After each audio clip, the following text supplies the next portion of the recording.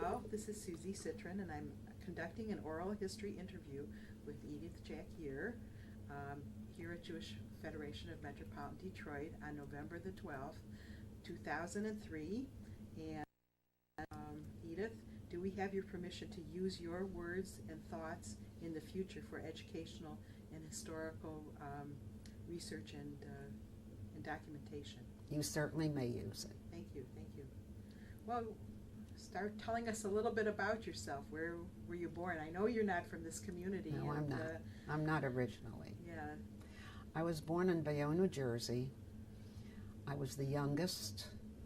I had two brothers and two sisters, and they were all a lot older than I.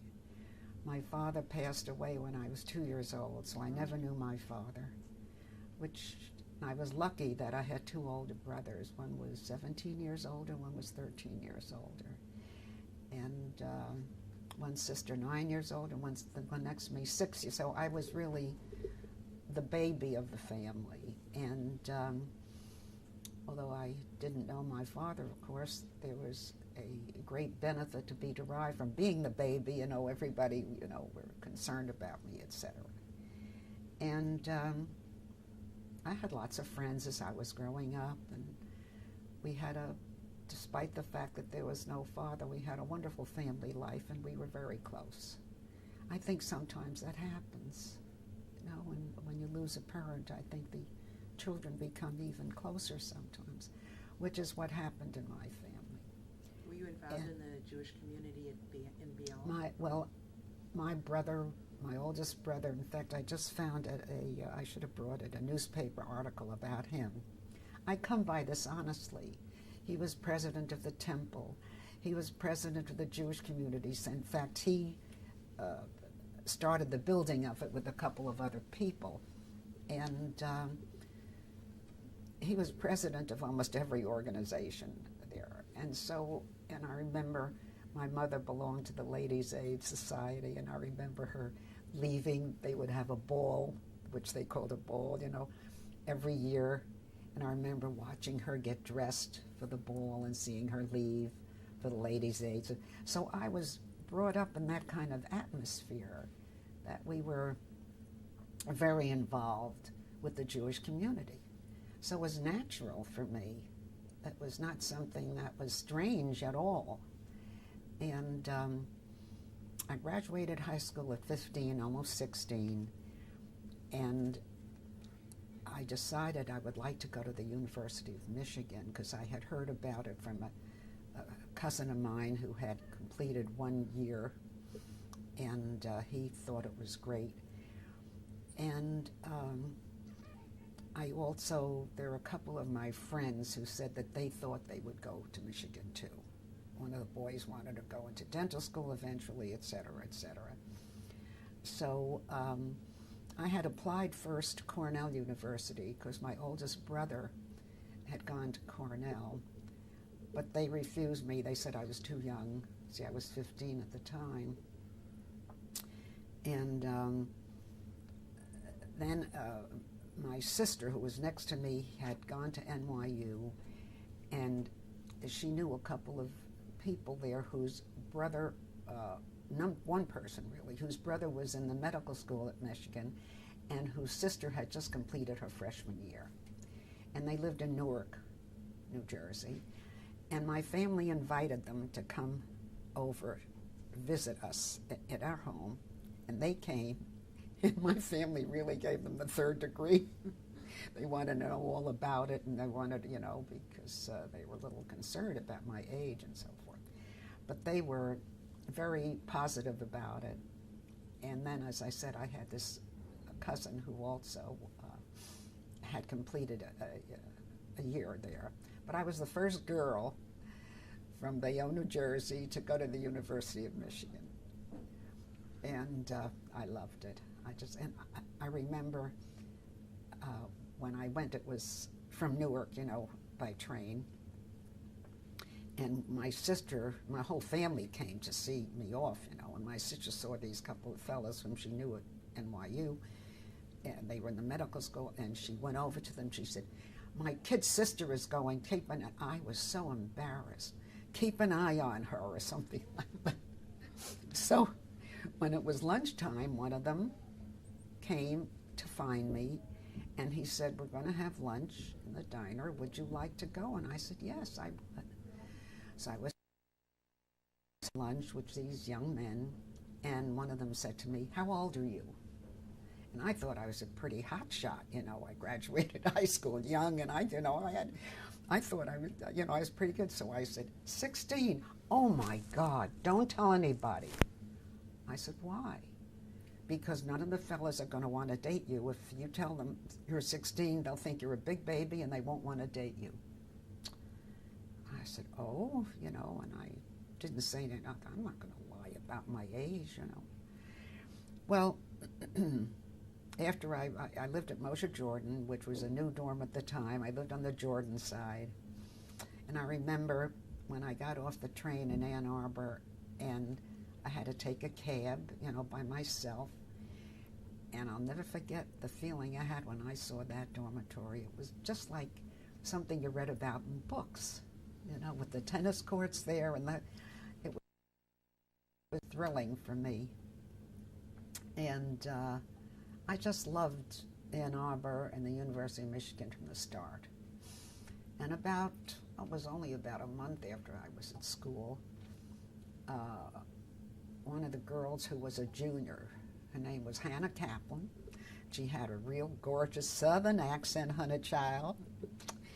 And she had a phone call from a young man who was in the medical school. His name was Joe Klein.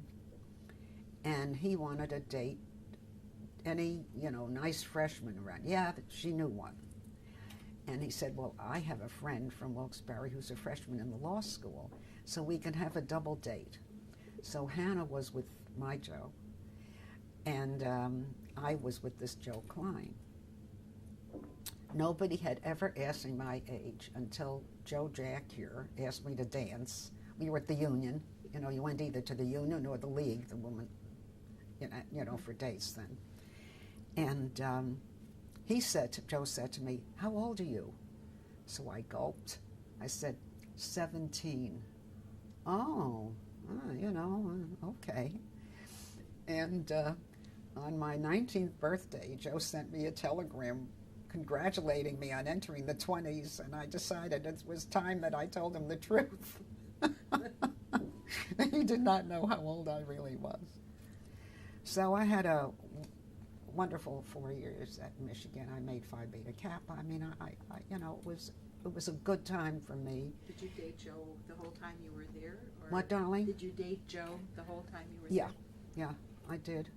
He belonged to Tau Epsilon Rho, the legal fraternity. He joined that, and he invited me when they had their parties.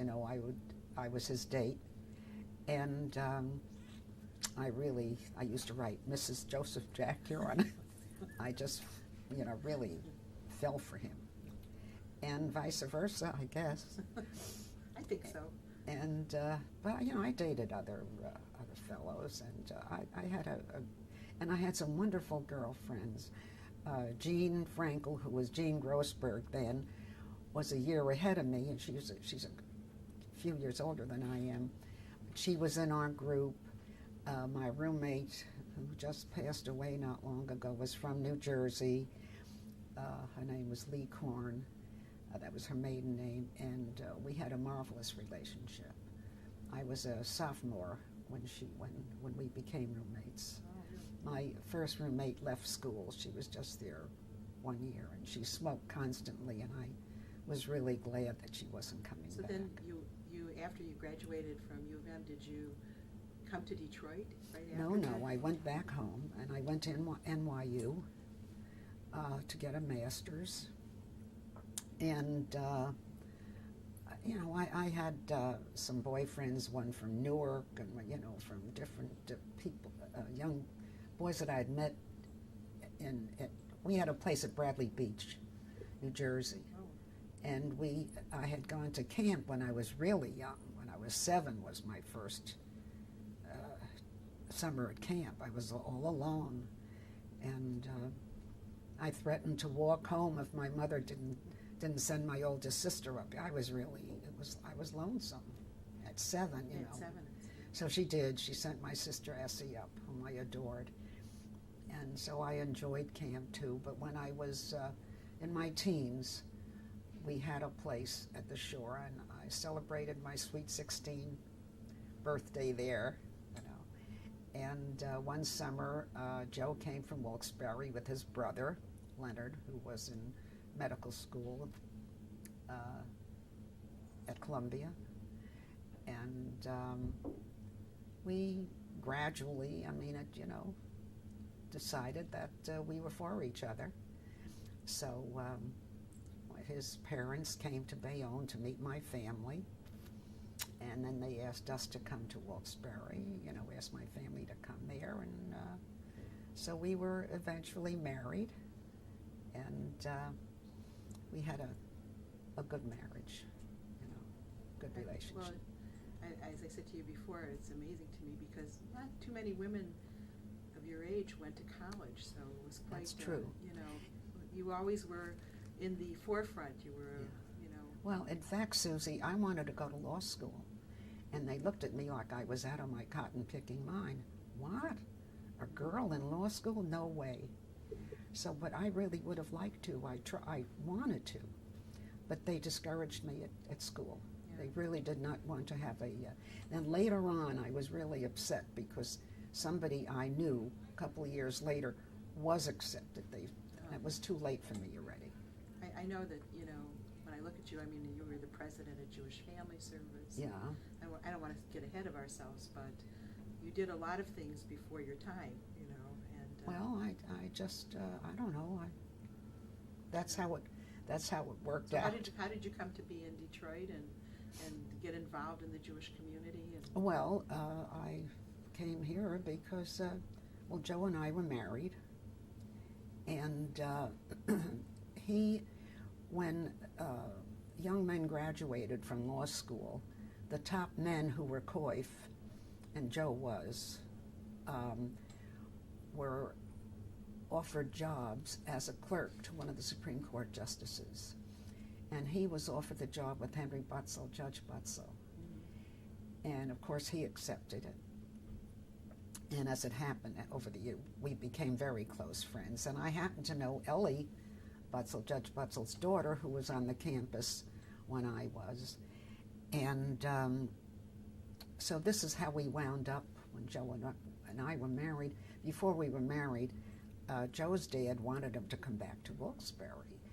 They were in the shoe business in a town outside of Wilkes-Barre, a town called Nanticoke, Pennsylvania. And he offered Joe and me a store, if, we could have it, and so, et cetera. And fortunately, we did not go back to Wilkes-Barre.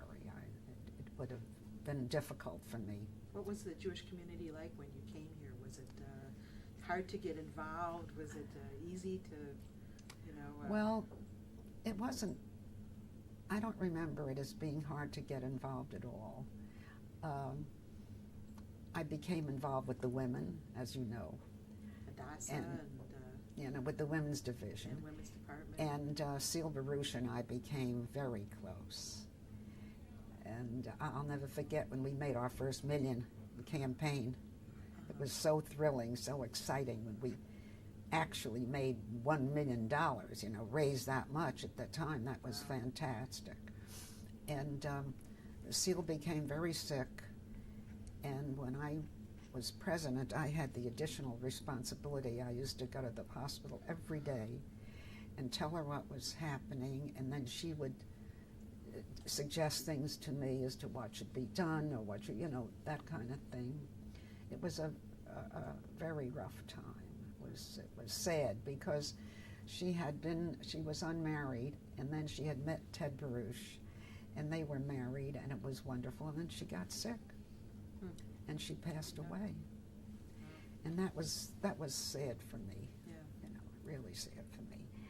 And the Jewish Family Service, Mina Bargeman, who was a person who did a great deal in the Jewish community, was affiliated with the Jewish Family Service. And she was the one, she said, Edythe, I want to put you on a committee and there, you know, and she was the one who really initiated me and got me interested in the Jewish Family Service. And it was a natural thing for me because I took a lot of social at school, a lot of psych. I loved psychology.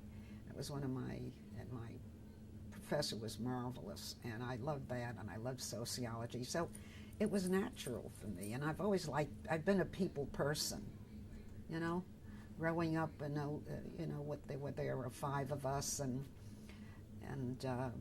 I just was natural for me. Well, besides the presidency at Jewish Family Service, are there any other highlights that you'd like to tell us about in your involvement in the Jewish community? There was one thing that I feel was a real achievement and which was difficult, and you may remember it, Susie, and it was setting up the volunteer committee. And I had a lot of negative reaction that I had to deal with. The feeling was, I said, I'd like to set up a volunteer service. I think we need it, and so forth. And I was, they're going to take away from the role of the professional. I said, the opposite. They're going to do things that the professionals can't do, that they don't have time to do. So I really had to work, and there was a lot of opposition, mainly from the top people in I remember that. the top professionals. Do you remember that? Yes, and you had to stand up for really I really what did. you believed in. I And really did. That was a hard thing to do. It was very hard. It was very hard and very, I hated to fight about it. You know what I mean? It was, but I did. I stood up for it, and I just felt that it was a very necessary thing, that we needed that for that agency. Well, just the Jewish Family Service itself has changed so much over the years. Yeah. And what kind of changes have you seen over the years in our Jewish community? Well, that's hard to. The role of the volunteer, of course, has become much more significant, and I feel good about the fact that I was involved with that, and excuse me, and the role of women. Just specifically. Okay. Yeah, Because this is a very personal kind of thing. Absolutely, you can say anything. All right, you I'll want. tell you. I'd like to go back to tell you a little bit about my mother. Is it okay? Yeah, go ahead. Oh. Because she was a woman who came to the United States, to America, when she was 15 years old. She came alone.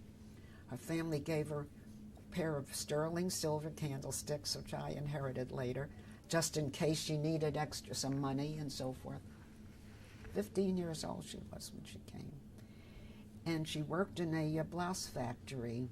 I don't know if it was in Brooklyn or but in that area. And she met a couple of young women who were around her age, and their name was Turtletaub. Her name was Obler. My mother's name was Tilly Obler. And she worked in this factory and met these, I think there were two sisters, and their name was Turtletaub. One was Fanny, who became very close to my mother, and I loved my Aunt Fanny. When I came to Ann Arbor, she came, and she had a steamer trunk for me that she unpacked, a regular steamer trunk that she packed for me and then unpacked, in the dorm. But this is how my mother met my father. It was their brother, and they loved my mother, and so they introduced her to their brother, and that's how they married. And but they, it was became very difficult for her. My father had cancer, and I never really knew him. I had, and I don't know whether I made it up or not, like a picture of him lying in their big bed.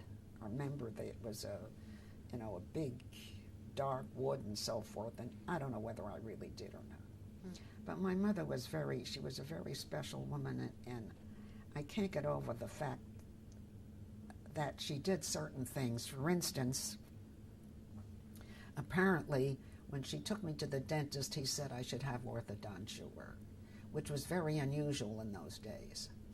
So she somehow got information about a doctor in Newark who was not too far. His name was Bull. And she took me to him. I didn't like him.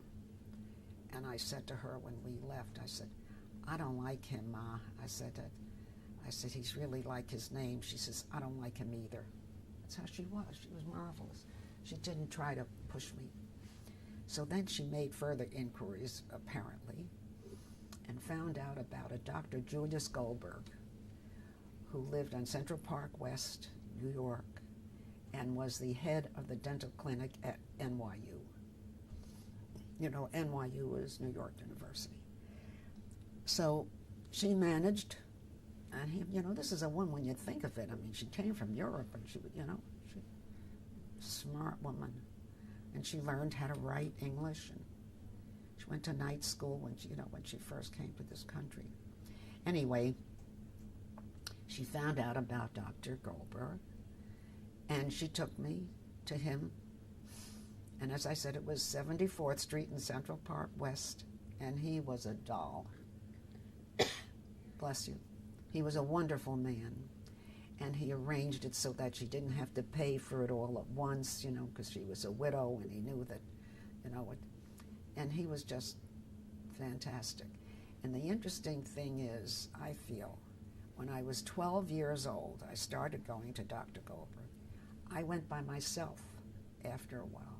I remember I went myself. I took the train, went to Jersey City to Journal Square, and then took and nobody worried about something happening to me. It wasn't that my family didn't care. They cared a lot, but there was not a problem. So at 12 years old, I would go to Dr. Goldberg on Central Park West, and we became good friends. And sometimes on the way home, I would stop at S. Klein. You've heard of S. Klein. And sometimes I'd see, and I was a kid. I went there, I wore braces till I went to University of Michigan, 4 years. And I would stop at S. Klein, and sometimes I'd see a dress that I think would be nice for my mother, and I would get it, Well, obviously she gave you the independence and the confidence to go out into the world. Yeah, she was a fabulous woman, my mother. Yeah. She was an outstanding woman. Well, so you were going to comment on the role of women as it changed in this Jewish community, yeah. especially. Yeah. Because you're one of the few women Butzel Award winners, and that doesn't. Well, Joe and I together. I know, but it doesn't come easy to women sometimes in this community. No, that's true. I'm sort of curious as to your thoughts. Well, about the Jewish Family Service had a woman president too before I was president, and Mina Bargman. I don't think Mina was ever president. She was chairperson of a committee, but I can't think of the name of I'll think of it maybe later. The woman who preceded me. It was not usual for women to be presidents of an agency. This had to develop, and so they had the women's division, and that's, I was, in fact, they asked me to become president of the Jewish Family Service at the same time that I was supposed to be president of the women's division. And I had to make a decision, and I told them that I felt that I just had to do this first. I had to be president of the women's division first, because it was the women, and I felt that this is what I should do. I remember it was a decision I had to make, and then so that was, I think, in 72. I think it was in 1972, and then after I served I think it was a 3-year term, I became president of the Jewish Family Service. and I enjoyed that too. It was. You're still active today. You come to Oh the yeah. Board of Oh, yeah. Governors and Jewish Family Service. Oh, well, the and, Jewish Family Service, we just had a fundraising for a new building, and I was chairperson of it. they, talked me into it, and I did it because I felt it was important. And thank goodness the money was raised, and, so I made my contribution, and I feel good about that. Yeah, well, it's good that you're still involved in the community and doing so many really incredible things. Well, I don't know how incredible but I'll tell you something. It's been very enriching for me. Now, I've come to know, excuse me, the new executive director, Norman Kay. I think he's wonderful. And so I have come to know him a little, and I've met his wife, and this enriches your life instead of just, going along a narrow path. I feel very fortunate, and then I'm very happy that my son has become so involved, and he comes by it honestly, and I think I'm very proud of him and very happy that he's, done and doing what he's doing. It's, it makes me, We didn't talk at all yet about Israel, and I know that has a special place for you in your heart. Oh, absolutely. You've helped so many universities over there and done such wonderful things, and I just want to get your comments about, you were 30 years old when the state was founded, or just under 30 years old. What was it like? My first trip to Israel was in 1960, and it was a national Hadassah mission. And I was very anxious to go. But I felt funny about leaving Joe and my children, So Joe said, look, go. He says, I know how you feel about it, how important it is to you. And with Hadassah, I was supposed to be president of Hadassah. I had different positions, and I became pregnant. And I remember Leonard Eisenberg, I was supposed to succeed her. She says, oh my God, Edythe, how could you do such a thing? So I told her how. And anyway, I was very active in Hadassah, and I loved Israel from the very beginning. And I'll never forget when we landed, and they had the dedication of the Hadassah Medical Center at Ein Kerem. And when we got off the bus, and there were a number of husbands who went too, Joe was at home. When we got off the bus, the doctor said to each one of us, Mazel Tov. I'll never forget that, Mazel Tov, And Golda Meir at the time was the foreign minister of Israel. And she had a reception at her home for the Hadassah members who were there. This is something, that you never forget. And when we got to her home, she stood at the door with her aide, and her aide would say, Mrs. Edythe Jackier, we'll just say. And she had a cigarette in one hand, and in the other hand, she shook your hand and said, welcome. And then they had a little entertainment by a dance group. And her home, which was not real, it was the home of the foreign minister. And there was an area shaped this way, like a U, went this way. And I think it was the Inbal dancers, but whatever group it was, did a program. And they had served punch. All they served was punch and a little few cookies. So when I finally got to the area where the dances were, there were no more seats. So I stood up, and she came and stood next to me. And when she saw there were crumbs on the floor, she went down and picked Golda Meir. That's really an image. And I'll never forget that. That was quite a memory. Yeah, sure. And I had seen her later on another mission when she was the president of Israel. And we had a mission from Detroit. I forget what year it was, but it was when she was president. How many times have you been to Israel? 25 times. Yeah, I've been to Israel. On my first, Joe said, go, in 1960, because he said, I know how you've been dying to go, which I was. But I felt bad, because to leave him and the children, and it wasn't just Israel. Then we stopped in Europe. In fact, I had my birthday in August. My birthday's August 6th. And I had my birthday at a concert in Europe. And, I remember that. And, I was just very fortunate that I had a husband who understood how I felt and, shared that. And don't worry about it. And I had a very nice woman who worked for me then. And so she, Joe knew that she would help, take care of the children. Well, both of you have just given this Jewish community so much of yourselves that you both deserve the Butzel Award. It was thrilling. Yeah. We were the first couple to ever be awarded the Butzel Award, and it was a real thrill. And our children, and at that point we had some grandchildren, that were there, and it was wonderful. Yeah. It was a very significant event in my life, and to be able to share it with Joe, it was special. It was really special.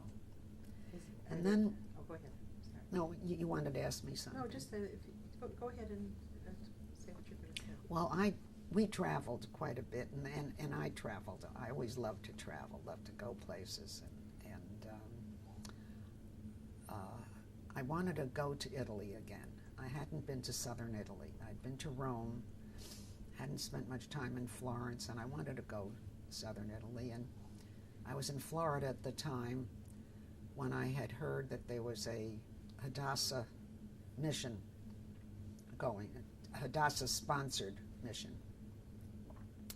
And I was very active in Hadassah. I had, positions all along, so I was very active. And I was in Florida at the time, and I was talking to my son, Marty. And I said, Mart, there's a great trip that's going to Europe, and it's going to be southern Italy, and that's where I'd like to go. I said, but nobody wants to go. I had asked a few of my friends, and for one reason or another, no one could go with me. So he said, take one of your grandchildren. I said, that's a great idea. Didn't think of it. So I called his daughter, Tracy, and I said, Tracy, how would you like to go to Europe with me? And she was, got all excited. I'd love to go. But you know what Bashert is? You could go either starting at Milan and finishing up in Rome, or starting in Rome and ending in Milan.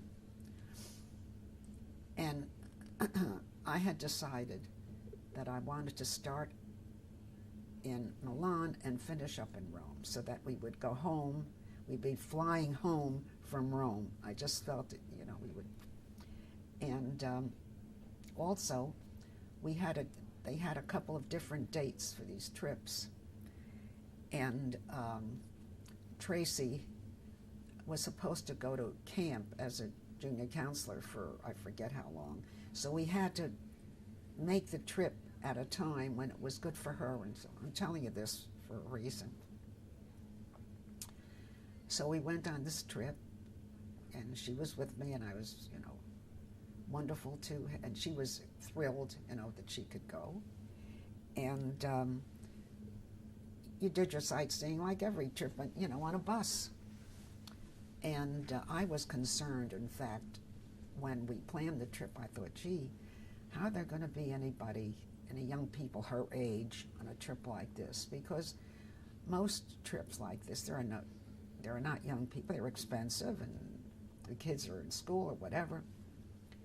And I was really concerned. Well, fortunately, there was a brother and sister from Boston, nice young people. And then there was a man with his grandson. So his grandson was a little younger at the time. So the brother and sister in the bus sat in the back of the bus, across. And I had kids like to do this. And this other boy also sat in the bus. So Tracy said to me, Grammy, could I sit in the back of the bus with the other kids? I said, sure, go ahead. So she went and sat in the bus. And then this gentleman comes over to me, his grandson had, and he said, may I sit with you?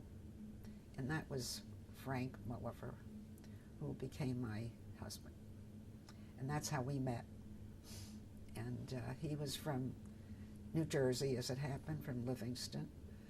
And but he wanted to get married. I didn't. I had always said I was not, I had a wonderful marriage, and I just, but he talked me into it. And my sons, too, felt I should. Mother, why be alone, and so forth and so on. So he was a very fine man. And he was a wonderful man. Wonderful. And we had a wonderful relationship. He came and joined you in this community. What, dear? He came and joined you in this community. Oh, yeah. Which was quite a feat. Yeah. Because you were already so established here. And, yeah. He was a very fine man. And just couldn't do enough for me. And he was happy here, and I was happy that he was here, and it was good. And my children really cared about him, and so it was very nice. Unfortunately, he developed a brain tumor, and the last year was awful. However, did you ever go to Israel together, you and Frank? Yes. When did we go? I don't even remember, but we did go together. That's nice. Yeah. We did quite. He liked to travel. We went to Australia, New Zealand together. He was a real traveler. In fact, when we were planning to go to Australia and New Zealand, he said to me, we were looking up trips, different companies and so forth. And he said, I'm not going on any trip that's not going to Ayers Rock. I said, what's that? I mean, he was a real traveler. I didn't know what Ayers Rock was. There was only one trip that was going to Ayers Rock, and that's the one that we took. And it was a fabulous experience, marvelous experience. And so we did quite a bit of traveling. And Frank loved it, and I always enjoyed it, and so we did. Yeah. Is there anything else you want to talk about the Jewish community? Well, I just feel that we have one of the most outstanding Jewish communities in the country. I really do. And I'm not saying it because I was involved at all, but there are you had a little bit people like you. A little part of it. Well, I am. But there are people like you. There are younger people. There are people who have developed as real leaders. And we do have an outstanding Jewish community. And I'm not saying it because I have been involved, but our professionals have been the tops, really, which is very important in a community. And those of us who have participated and have done it's been important, I think. And we've done some very worthwhile things and have enriched our lives and the lives of other people along the way. Well, I think, and when you think about 1967, that was really kind of a watershed year in Detroit when people moved more towards the suburbs, and we had the riots, and right. There was the war and everything. So I think for this Jewish community, that seemed like a very important year for us. Yeah, I think it was probably important for almost any Jewish community at the time, really. And but we always, I think we're great, frankly. I do. I think we have a wonderful community. Any thoughts for the future? Do you have any ideas about? Well, I just feel so good about the fact that our young people are participating the way they are, and I think it will always be so. I think that if we let them do what they can and don't think, well, we're going to do, if we let our younger people who are certainly very capable and knowledgeable and want to do this, we should absolutely let them. It's wonderful. And they are. We have some outstanding young people, real young, and then middle-aged, and all along the way. And I've had it.